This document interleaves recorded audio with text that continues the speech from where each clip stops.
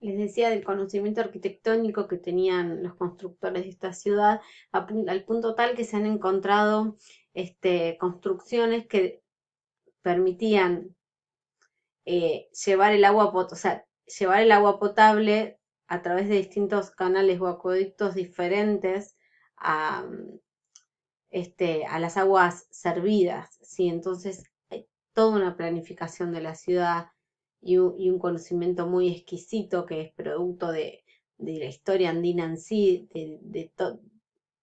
o sea, de años y años de conocimientos de manejo de constructivo, que lo vemos plasmado acá en Tiahuanaco, que después vamos a ver la clase que viene, que los incas lo que hacen es aprovechar la gran cantidad de conocimiento previo para poder gestar un imperio en tan solo 100 años.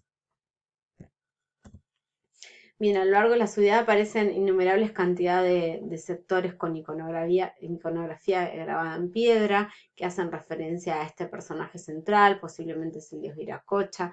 En este caso tiene en sus manos un espóndilus. De nuevo vemos que y tiene en su hombro un puma.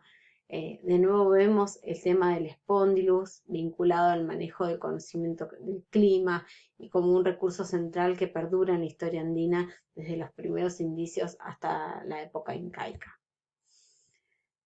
Bien, respecto a todos los estudios iconográficos que son muy numerosos que se han hecho a partir de la iconografía, tanto en cerámica como en piedra y en algunos textiles también que se han recuperado, se pueden hacer distintas miradas respecto a quiénes eran los que estaban allí plasmados, ¿sí? Allí graficados.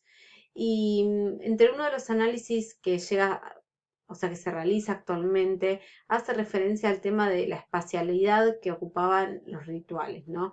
Dice que hay un intenso simbolismo que está expresado en la arquitectura, que en parte ya lo estuvimos charlando, también en la elaboración de las portadas o en los dinteles de acceso a estos edificios, en las escalinatas que están marcando una clara división entre un plano terrestre, un plano subterráneo, a partir de las estructuras construidas de forma semisubterránea y un plano celestial que estaría representado con la cumbre de la arquitectura monumental y que a su vez se vincula con representación de aves, felinos y peces. Entonces hay un juego tanto en la iconografía como en la arquitectura que está íntimamente vinculado con los rituales y la cosmología que tenían los tehuanacotas. A su vez, esto que yo les hablaba de lo público y lo privado, o en esta cuestión que ver en Galicia hay gestos íntimos en esa iconografía que solo se pueden observar de cerca, que no cualquiera puede observar la pose o la postura que tenían estos supuestos chamanes que aparecen representados en la Puerta del Sol. Tiene que estar uno muy de cerca para poder observar los detalles.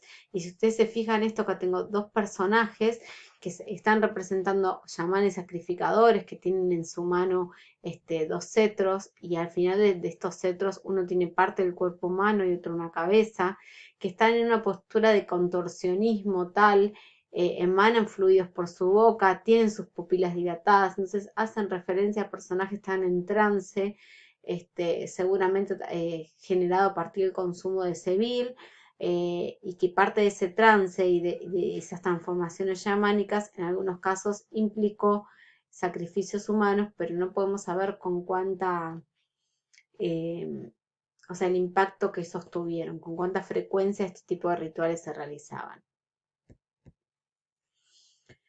Bien, acá está Tiahuanaco, hasta ese momento estuvimos haciendo referencia al centro político, a la ciudad en sí. Vamos a ver ahora que aparecen graficados, perdón, me pasé, parte de Lucumarta, Pachiri, Conco, que son parte de los centros administrativos que de menor jerarquía que la ciudad capital, pero que son muy importantes a nivel de la semiperiferia. Y aquí, antes de entrar a explicar qué es lo que aparece en una de las islas del lago Titicaca, que se llama Pariti, quiero detenerme en mostrar las imágenes de los camellones, que son estas figuras que se ven acá. Pampa Coani, que está por esta zona de aquí, simplemente representó unas, si no me equivoco, son 6.500 hectáreas cultivadas, de un total de 10.000 hectáreas cultivadas en la zona de la semiperiferia. Esas 3.500 hectáreas cultivadas en esta región a través de camellones llegó a representar entre un 30 a 50 millones de kilos de papa cultivados en un año. Imagínense la magnitud del excedente en esta producción. La mano de obra trabajando en estos lugares, al menos 6 meses al año, que es lo que lleva el ciclo productivo, incorporaría a mayor cantidad de gente y parte del año, parte de esa gente se puede dedicar a otras actividades. ¿En qué consisten los camellones? Consisten en excavar el terreno, eso que sacan del terreno lo ponen formando como islotes rectangulares, pero esto no está sobre el lago, sino no es como pasaba en los aztecas que le ganaban tierras al lago. Esto está en una zona justamente que bordea al lago Titicaca, pero no le ganan tierras al lago, sino que está sobre la superficie del terreno. ¿Por qué les interesaba y de qué manera les beneficiaba que hacer estos canales artificiales y estos islotes artificiales? Porque el agua funciona como un moderador térmico entre el día y la noche. ¿Qué hace? Absorbe el calor de la luz solar, entonces ese calor se empieza a evaporar durante la noche y esto evita que los cultivos que se cultivan justamente en estas superficies se quemen por las heladas o por las altas temperaturas. Entonces el agua funciona como un moderador térmico para ayudar el florecimiento de esos cultivos de tubérculos y de cereales microtérmicos que se cultivaron a gran cantidad de escala en esta zona. Hasta hasta el momento lo que se plantea es que la gente de Tiahuanaco, los agrónomos de Tiahuanaco fueron los que inventaron esa tecnología porque previo a Tiahuanaco no se habían realizado registros de una tecnología semejante.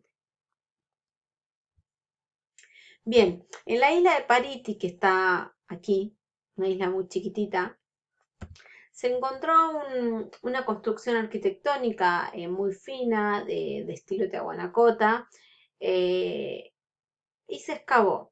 ¿Qué se encontró allí? Se encontraron 2 fosos ceremoniales, recuerden el número 2, recuerden la referencia a la dualidad, y en esos fosos se encontraron enterrados, rotos a propósito, como si hubieran sido arrojados, eh, una numerosa cantidad de piezas cerámicas. En total son 340 vasijas que representan queros, estos vasos rituales, todos finamente decorados de estilo tiahuanacota. No es vajilla a la que la gente común accedía, sino que hace referencia a la élite, a vajilla utilizada en contextos rituales de gente poderosa. Bien, lo interesante de esto es que hay representaciones en cerámica de figuras humanas con distintos gorros o distintos pintura facial, distintos peinados, que los estudiosos lograron identificar incluso pequeños microestilos iconográficos de distintas etnias que estaban bajo el dominio de Tiahuanaco y que por lo visto estaban negociando sus vínculos políticos, económicos, a través de distintos rituales. Entonces, recuerden, los queros se utilizaban para beber chicha, la chicha es una bebida ritual. Este tipo de objetos se utilizan para chayar a la tierra, son como embudos, se utilizan para darle justamente dádivas a la tierra y pedir y agradecer. También hay otros tipos de vasijas que se utilizan como estos, por ejemplo, son sahumadores. Entonces, la cantidad de las piezas cerámicas que aparecieron, enterradas, rotas a propósito en estos 2 fosos, y hay fragmentos de cerámica que aparecen en un foso y que remontan, es decir, que se juntan para formar una pieza entera, que están enterrados en un foso y otros que están en otro foso. ¿Por qué digo esto? Porque la interpretación que se da de lo que ocurrió ahí en Pariti, que es dentro de los últimos siglos muy cercano al colapso de Tiahuanaco, al parecer lo que se cree es que se juntaron distintos curacas o personajes poderosos de las distintas etnias que integraban este estado o imperio, según el autor que tomemos, a negociar, a tomar determinadas decisiones. En esa instancia de negociación bebieron, comieron y luego de haber discutido, de haber bebido, de haber comido, rompieron a propósito toda esa vajilla ritual y la enterraron a propósito en estos dos fosos. Entonces, de nuevo, acá aparece el tema de la dualidad, aparece el tema de las múltiples etnias, las distintas etnias que formaban parte de las decisiones que integraban a Tiahuanaco y que justamente estas negociaciones pacíficas de las distintas etnias, porque insisto en que no hay evidencia ni de murallas, ni de un sector militar, fuerte, ni de una expansión a través de la violencia. No hay ningún tipo de evidencia de ello. El hallazgo en Pariti representa el caso más diverso y numeroso de cerámica tehuanacota que puede ser reconstruida, al menos vinculada a Tiahuanaco. Bueno, explicamos cómo era la característica del centro político, de esa semiperiferia, y ahora vamos a ir a la periferia, a estas colonias que estableció Tiahuanaco en pisos ecológicos más bajos, en regiones que están distantes entre 200 a 400 kilómetros más o menos de la ciudad de Tiahuanaco. El propósito del establecimiento de estas colonias es para poder acceder a recursos que no se podían acceder en el altiplano. Entonces tenemos tres colonias más importantes, que parte de ellas pasaron a formar parte de provincias en las últimas instancias de gobierno de Tiahuanaco. Estas son Cochabamba, Moquegua y Azapa. Azapa se encuentra en la frontera de Chile y Perú, está a 270 kilómetros de Tiahuanaco y se tardan entre 8 a 10 días para llegar ahí. ¿Qué hizo Tiahuanaco? Envió a familias completas del altiplano a vivir a esos otros pisos ecológicos y a explotar de forma directa los recursos que allí podían ser explotados. Entonces luego el excedente se enviaba a lomo de llama a el altiplano. Hasta el momento todas las evidencias de coexistencia entre la gente que mandaba, entre esas familias tehuanacotas o del altiplano que eran enviadas a estas colonias, hay coexistencia pacífica con la gente que vivía en esos lugares. Y en muchos de esos lugares, como por ejemplo en Moquegua, las familias que naturalmente vivían en esas zonas eran incorporadas posteriormente al imperio. ¿Qué les interesó de la zona de Azapa? Maíz, zapallo, ají, calabaza, pescado seco, guano, entre los recursos principales que quería explotar Tiahuanaco en esas zonas. En Moquegua, que está un poquito más lejos, a 300 kilómetros de distancia, lo interesante es que una gran franja agrícola y lo que obtenían a través de ella eran algodón, es decir, para las ropas, para los textiles, ¿sí?